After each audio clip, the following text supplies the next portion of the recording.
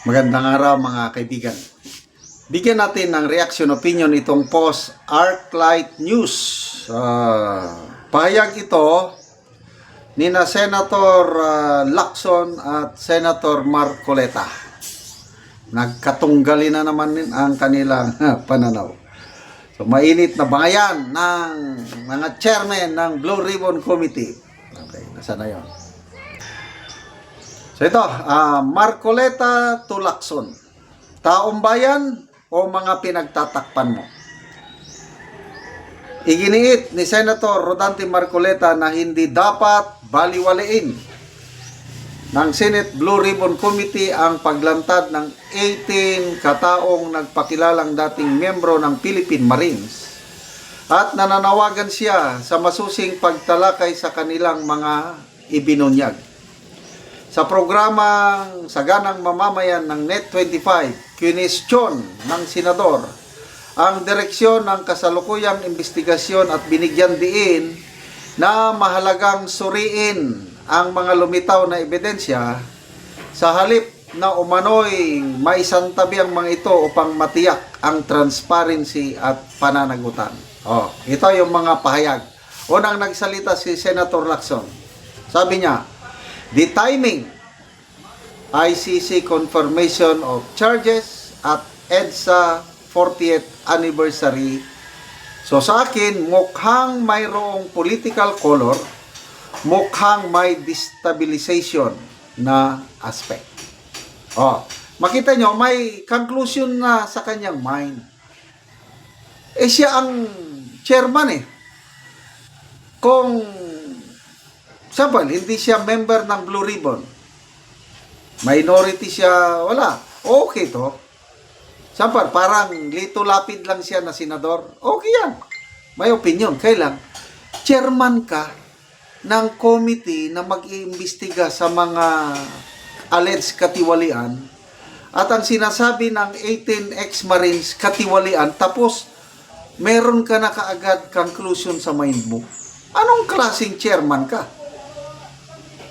Kaya nga, si Attorney Guanzon, binanatan niya na si Lacson tungkol dito Dapat huwag kang magsalita ng ganyan dahil chairman ka. Kaya ito, ang sabi naman ni Senator Marcoleta na napakinggan ko mismo sa programa nila sa Net25. Sa amin na, itong 18 ito, hindi mo papansinin? Kanino ka ba nagsisilbi? Ito ang mabigat. Real talk.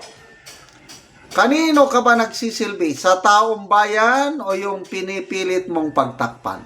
Aray, nako. Aray, nako. Kahit anong kulay pa yan, nakaharap ka, obligasyon mo yan Ibig sabihin, imbestigahan sana. So, may maaasahan pa ba tayo sa Blue Ribbon? To me, wala na. Mag-imbestiga man sila, ano na lang yun? Pakitang gilas na lang. Kasi nabuo na sa mind ng chairman, ito, destabilization ito. Ito, wala ito, wala ito. Paninira lang ito. Ganun tingnan natin sa mga comments.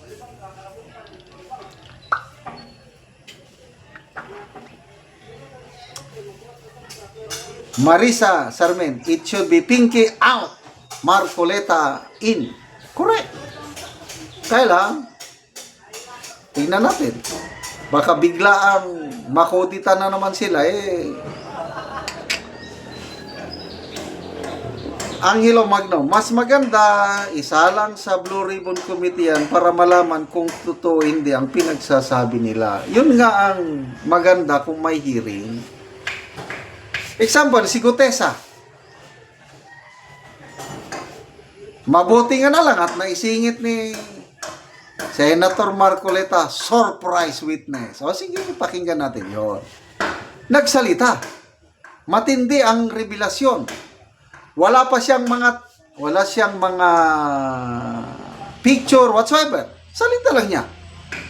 Kaya lang dahil nagsalita siya, na cross-examine siya ng mga senador, nasagot niya, nasagot. Kaya ang taong bayan, nakabuo ng, okay to. So ako, dahil naisalang sa hearing si Gutesa, I have made up my mind. It makes sense. Tama itong sinasabi nito. Dahil na hearing. Noong una, binaliwala ni Lacson, binaliwala ni Natolpo, at sino pa yan, wala. Nung nagsalita si Saldico, pinatotohanan ni Saldico, totoo yung sinasabi ni Gutesa na may mga delivery ng malita. Nagsalita 18 Marines. Totoo yung sinasabi ni Gutesa, nagdi-deliver kami ng maleta. Mismo sa bahay ng presidente. 41 Forbes Park sa mansyon. Poway, Ilocos Norte, nag-deliver kami para sa presidente. And then, daming listahan.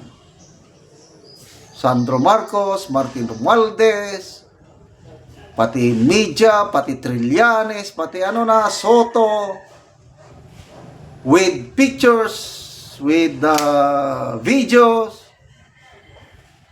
detalyado. Tapos hindi iimbestigahan dahil daw lang parang wrong timing. Anyway, wala tayong magawa. Kung ayaw ni Senator Lacson na imbitahan, mag-agwanta na lang ta. O agwanta sa Bisaya, mag-utong. Mag-utong ka sa kaligot-got. Tawanan na lang natin kung ayaw niyang paimbestigahan. Sana sagutin ni Senator Lacson yung tanong. Sino ang pinagsisilbihan mo? Taong bayan o yung mga pilit mong pinagtatakpan? Ang galing ng tanong na yun. Iba rin ang dating yung tanong ni Congressman Erese. Idol, Lacson! Idol kita! Kailangan nyari. Ano ba? Party ka na rin ba ng cover up? Yan na, pinapasangin inaakusan na itong si Senator Lacson na may pinagtatakpan. Dahil ayaw imbestigahan. So magtiis na lang tayo, mga kababayan, konting na lang yan, 2028. Sana manalo BP Sara maging presidente, at kung sino yung vice president niya, baka itong si Marcoleta, diyan na lang tayo babawi. Diyan na lang natin mapapanagot ang mga magnanakaw sa kaban ng ating bayan. Salamat mga kaibigan sa inyong pagsubaybay sa ating channel. Nakakatulong kayo ng malaki sa tribong Talantik ng Bukidnon dahil ang income natin sa channel na ito is pantulong sa tribo.